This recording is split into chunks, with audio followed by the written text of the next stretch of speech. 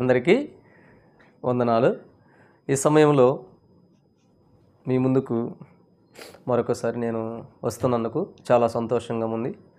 ఈరోజు మనము కొన్ని విషయాలను నేర్చుకుందాము.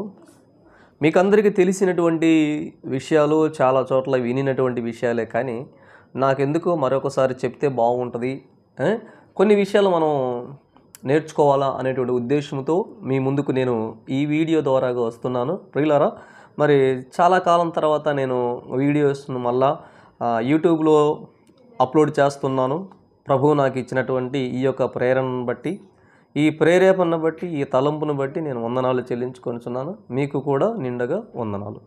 సమయంలో మరి ఆలస్యం అనేది వద్దు. మనం కొద్ది నిమిషాలు మాత్రమే, ఎక్కువసేపు నేను మీకు బోరు కొట్టించే విధంగా కాకుండా కొద్ది నిమిషాలు మాత్రమే మనం ధ్యానించుకుందాం.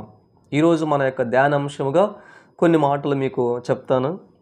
ఇక్కడ మనకు 3 విషయాలు కనపడుతూ ఉన్నాయి. ఒకటి కోడి అనేది, రెండోది కాకి, మూడవది గ్రద్ద. ఈ 3 పక్షి జాతికి సంబంధించినవి. కోడి, కాకి, గద్ద అనేవి కూడా ఇవి పోలికలో మాత్రం కొన్ని భేదాలు కనపడుతూ ఉంటాయి. కోడి ఎప్పుడు కూడా నేల మీద ఉండేటువంటి జంతువు. ఈ కోడి యొక్క లక్షణాలు కొన్ని ఉన్నాయి. ఏమిటి ఆ లక్షణాలు? వాటి ద్వారా మనం ఈరోజు ఏమి నేర్చుకోవచ్చు? అవి మనకు కొన్ని పాఠాలు నేర్పిస్తుంటాయి. వాటి ద్వారా ఒక అమూల్యమైనటువంటి సత్యాన్ని మనం గ్రహించవచ్చు.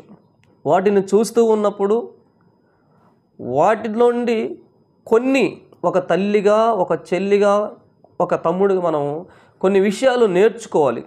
ఆ నేర్చుకోవాల్సిన ఈ విషయాలు ఏమిటో ఇప్పుడు మీకు చెప్తాను, జాగ్రత్తగా వినండి. మొదటిగా కోడి యొక్క జీవితాన్ని మనం చూద్దాం. కోడి ఉంది కదా, ఈ కోడి యొక్క లక్షణాలు కానీ మనం చూస్తే మీకు అందరికీ తెలిసినటువంటి విషయమే. ఇదేం చేస్తుంది తెలుసా? పిల్లలను గుడ్లు పెట్టి పిల్లలను పెంచుతుంది. రెండవది, ఆ పెట్టినటువంటి పిల్లలను రెక్కలతో కప్పుకుంటుంది. ఎండ వచ్చినా, వాన వచ్చినా, లేదంటే కొన్ని సందర్భాలు, అంటే శత్రువు వస్తున్నాడు అనుకోండి, వేటగాడు ఎప్పుడైనా వచ్చాడు, పైన గద్ద కానీ కాకి కానీ తన పిల్లలను తీసుకోపోవడానికి వచ్చినప్పుడు అదేం చేసిద్దంటే రెక్కల చాటున తన పిల్లలను దాచుకుంటుంది. ఇంకొకటి, కోడికి ఉన్నటువంటి స్వభావం ఏంటంటే అది ఎప్పుడు అరుస్తూ ఉంటుంది. ఇది కోడి కూత కూడా మనకు చాలా వరకు గత దినాల్లో, అంటే మన పూర్వీకులు కోడి కూత విని తెల్లవారుజామున ఆ కోడి యొక్క శబ్దాన్ని విని లేచి తమ పనులను వారు చేసుకుంటూ ఉండేవాళ్ళు. ఈరోజు ధ్యానాంశముగా మొదటి మాటగా మనం చూస్తే కోడి గురించి ఏ విధంగా అయితే న్యాచురల్గా మనకు తెలుసో, అలాగే బైబిల్ గ్రంథంలో కూడా ఈ కోడి గురించినటువంటి మాట మనకు కనపడుతూ ఉన్నది. మత్తయి సువార్త 23వ అధ్యాయము 37వ వచనంలో అక్కడ యేసు ప్రభు వారు ఈ లోకంలో ఉన్నప్పుడు, ఆయన శరీరరీతిగా ఉన్నప్పుడు ఆయన చెప్పిన మాట ఒకటి ఉంది. ఇక్కడ చూడండి. యెరూషలేమా, యెరూషలేమా, ప్రవక్తలను చంపుచు నీ యొద్దకు పంపబడిన వారిని రాళ్లతో కొట్టుచూ ఉండుదానా, కోడి తన పిల్లలను రెక్కల క్రింద ఎలాగూ చేర్చుకొనెనో అలాగే నేనును మీ పిల్లలను ఎన్నో మారులు చేర్చుకోవాలని ఉంటిని, కానీ మీరు వల్లకపోతిరి. ఈ మాటలో మనకు ఏం కనపడుతుందంటే, కోడి తన పిల్లలను తన రెక్కల క్రింద చేర్చుకొనును. ఎప్పుడు చేర్చుకుంటుంది? ఆపద వస్తుంది అని తెలిసినప్పుడు. ఎప్పుడు చేర్చుకుంటుంది? పైన తిరుగుతూ ఉన్నప్పుడు. సాలవో, గద్దో, లేదంటే ఒక శత్రువు తన కంట పడ్డప్పుడు తన బిడ్డలకు చెప్పుకుంటుంది. కో కో కో అని ఒక శబ్దం చేస్తూ పిల్లలను తన రెక్కల చాటుకు పిలుచుకుంటుంది. అలాగే యేసు ప్రభు వారు కూడా ఏమంటున్నారంటే, మన యేసయ్య, నేను కూడా మిమ్మల్ని నా రెక్కల చాటుకు తీసుకోవాలనుకున్నాను అని ఆయన చెప్తున్నాడు. ఇది కోడి యొక్క స్వభావం.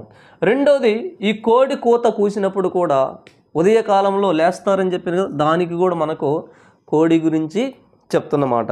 ఇంటి యజమానుడు పొద్దుగుంకి వచ్చునో, అర్ధరాత్రి వచ్చునో, కోడి కూయినప్పుడు వచ్చునో, తెల్లవారునప్పుడు వచ్చునో, ఎప్పుడు వచ్చునో మీకు తెలియదు.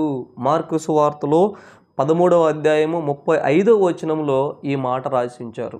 అంటే ఈ కోడి ద్వారాగా మనకు రెండవ మాట ఏం కనపడుతుందంటే అది కోత వేయును. అంటే కోడి పుంజులు ఎక్కువగా కోతలు వేస్తూ ఉంటాయి.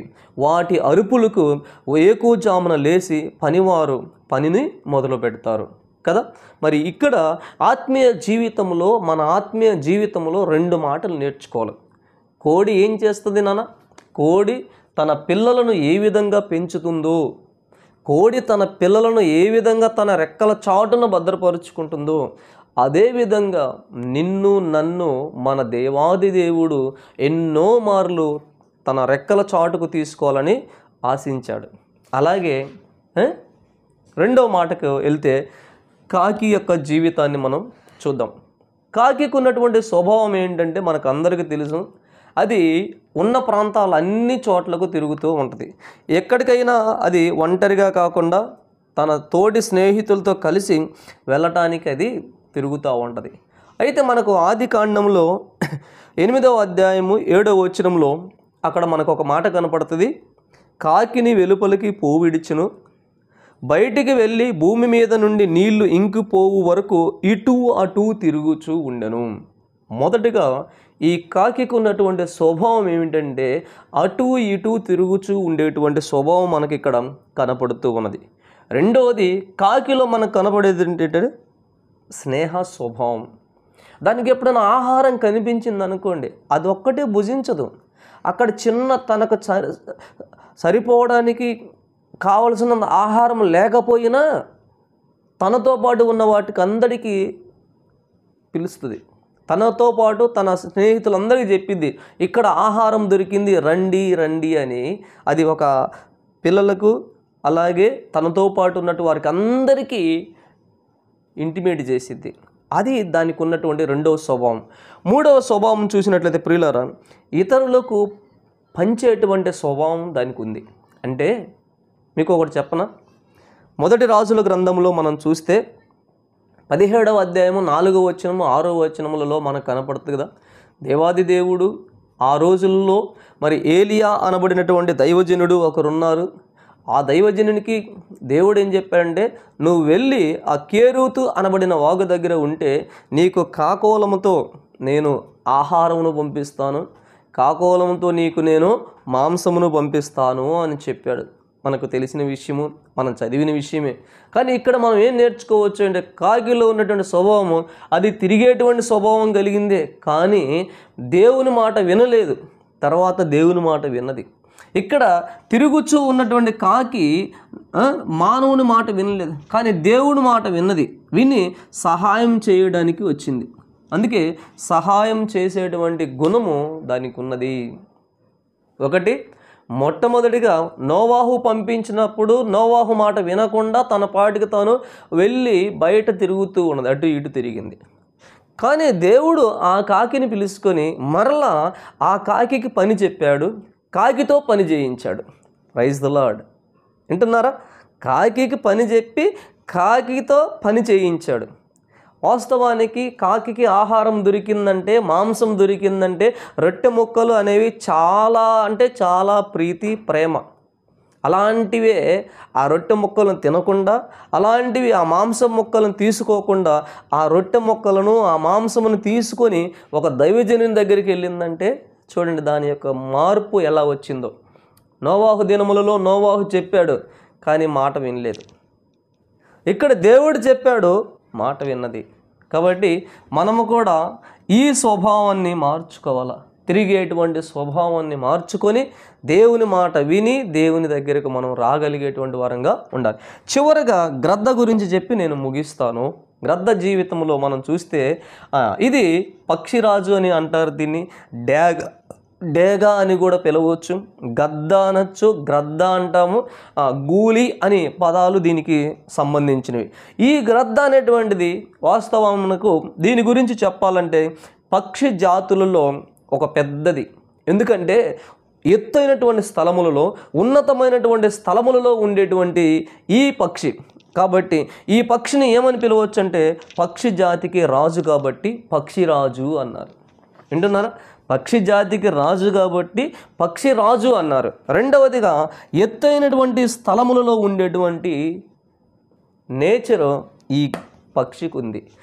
అంతేకాకుండా పిల్లలను కూడా మోసేటువంటి స్వభావము, తన రెక్కల మీద పిల్లలను తీసుకొని ఎంత దూరమైనా వెళ్ళగలదు, అలాంటి స్వభావం దానికి ఉంది. అంతేకాకుండా తాను చచ్చిపోయినటువంటి ఆహారమును తినేటువంటి జంతువు కాదు. ఎలాంటి ఆహారాన్ని తింటుందంటే ఎప్పుడు కూడా స్వయంగా వేటాడి సొంతముగా ఆహారాన్ని స్వీకరించుకొని తాను తిని తన బిడ్డలకు పెట్టుకుంటుంది. చూసారా? నోరు లేనటువంటి జీవుల నుంచి మనం ఏం నేర్చుకోవచ్చు? ఇక్కడ మనకు కనపడుతుంది.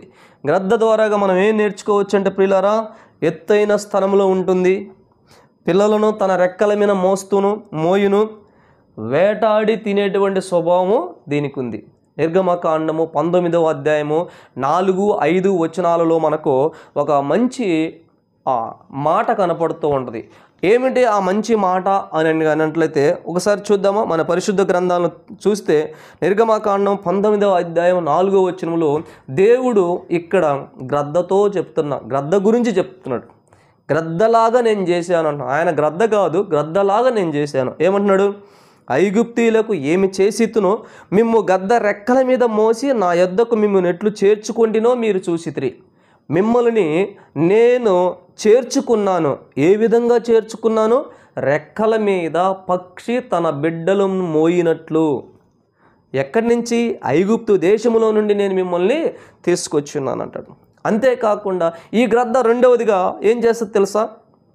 ద్వితీయోపదేశకాండము 32వ అధ్యాయం 11వ వచనంలో తన పిల్లల పైన అల్లాడుచు రెక్కల చాపుకొని వాటిని పట్టుకొని రెక్కల మీద వాటిని మోయును.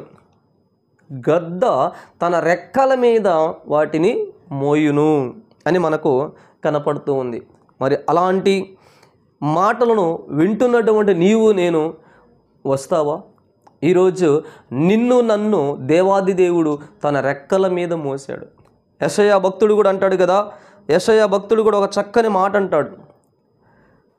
63వ అధ్యాయంలో 9వ వచనంలో ఏమంటాడంటే, వారి యావద్బాధలో ఆయన బాధ నొందెను, ఆయన సన్నిధి దూత వారిని రక్షించెను, ప్రేమ చేతను తాలిమి చేతను వారిని విమోచించెను, పూర్వదినములన్నిటినూ ఆయన వారిని ఎత్తుకొనుచు మోయిస్తూ వచ్చెను. పక్షి తన బిడ్డలను మోసినట్లు యెషయా భక్తుడు అంటున్నాడు, నా జనులైనటువంటి ఇశ్రాయేలీలు వారిని నేను ఎత్తుకొనుచు మోయిస్తూ వచ్చాను అని అంటాడు. కీర్తనకారుడు ఏమంటాడు? మహోన్నతిని చాటున నివసించువాడు అంటాడు. అలాంటి చాటుకు ఎవరు వచ్చారంటే రూతు గ్రంథము 2వ అధ్యాయము 12వ వచనంలో ఆమె వచ్చింది. బాధల్లో ఉన్నప్పుడు, దిగజారిపోయిన స్థితిలో ఉన్నప్పుడు, ఎవరు లేరు అని అనుకున్నప్పుడు, కుటుంబమే లేదు అనుకున్నప్పుడు, తోడు లేదు అనుకున్నప్పుడు వచ్చింది దేవుని దగ్గరకు. అందుకే కదా 2వ అధ్యాయము 12వ వచనంలో మనకు కనబడుతుంది కదా, యెహోవా నీవు చేసిన దానికి ప్రతిఫలం ఇచ్చును, ఇశ్రాయేలీల దేవుడైన రెక్కల కింద సురక్షితముగా ఉండినట్లు నువ్వు వచ్చి ఉన్నావు. ఈ 3 పక్షుల ద్వారా మనం నేర్చుకోబోయేటువంటి మాట ఏంటంటే ప్రియులారా, దేవుడు కూడా మనల్ని తన రెక్కల మీద అంటే తన భుజస్కంధాల మీద మోసేటువంటి దేవుడు, తన రెక్కలతో కప్పేటువంటి దేవుడు మన దేవుడు అని మనము నేర్చుకోవాలి. అంతే కదా. ఇంకొక మాట చెప్తాను నేను చివరిగా, ఏమిటంటే 1 పేతురు 2వ అధ్యాయం 24వ వచనంలో మనము పాపముల విషయమై చనిపోయి నీతి విషయమై జీవించున్నట్లు ఆయన తానే తన శరీరమందు మన పాపములను మ్రాను మీద మోసికొనెను. అవును, మీద మోసాడు నీ పాపములను నా పాపములను. కాబట్టి ప్రియ దేవుని బిడ్డలారా, మనం నేర్చుకుందాము, కొన్ని విషయాలు వింటున్నాము, చూస్తున్నాము, కానీ మార్పు రావాలి. ఈరోజు నోరు లేనటువంటి జీవులను చూడండి, ఈ వేటికి కూడా జ్ఞానము లేదు అని మనం అనుకుంటాం, వీటికి మాట రాదు, ఇవి స్వయంగా ఏది కూడా చేయరు, మనలాగా వాటికి లేదు. కానీ దేవుడు వాటికి ఇచ్చింది తెలుసా? తన బిడ్డలను ఎలా పోషించుకోవాలనో, వాటిని ఎలా పెంచుకోవాలనో, ఎలా పెద్ద చేసుకోవాలో తెలుసు. కాబట్టి మనము మన ఆత్మీయ జీవితంలో కోడిలాగా, కాకిలాగా, గ్రద్దలాగా మనము ఉండాలి అని కోరుకుంటూ ఈ మాటలు నేను ముగిస్తున్నాను. దేవుడి వాక్యం దీవించును గాక.